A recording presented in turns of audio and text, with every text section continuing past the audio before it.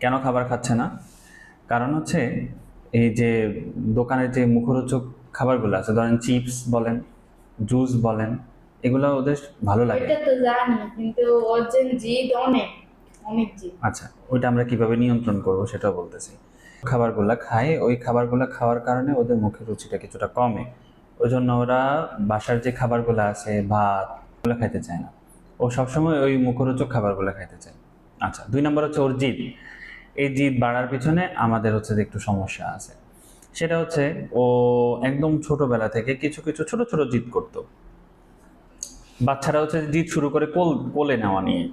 হ্যাঁ, ওর মা বা ওর বাবা বা ওরা বাসায় যে আছে, কোলে নিচ্ছে না, ও কান্নাকাটি শুরু করে দিচ্ছে। বিছানা রাখছে, শুরু করে দিচ্ছে। এই যে কান্না ছোটরা থামাচ্ছে না, এমন করে। কান্না যে থামাচ্ছে না, ধরেন আপনি ওর কান্না থামানোর জন্য ওরা কোলে নিতেছেন। এই যে আস্তে আস্তে ও বুঝতে পারতেছে যে আমি এইভাবে যদি কান্নাকাটি করি, আমি কান্নার মাধ্যমে আমি সব পাবো। এখন একদিন আপনি এক কাজ করেন, ও চিপসের জন্য কান্নাকাটি করে বা যেটার জন্য কান্নাকাটি করে, আপনি ওই কান্নাকাটির দিকে খেয়াল করেন না, আপনি আপনার মতো করে কাজ করেন। কথা বুঝছেন? আপনি ওর জিদ পূরণ করেন না।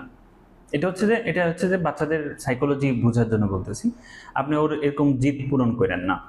আপনি ওকে বেঁধে দিবেন যে তোমাকে আমি এটা দিব, কিন্তু এর বিনিময়ে তোমাকে এভাবে চলতে হবে, এই খাবার খাইতে হবে, ওই খাবার খাইতে হবে, তোমাকে ইয়ে করতে হবে। ও যদি আপনার শর্ত পূরণ করতে পারে, যে খাবারগুলো খাইতে পারে, তখন আপনি ওকে এনে দিবেন।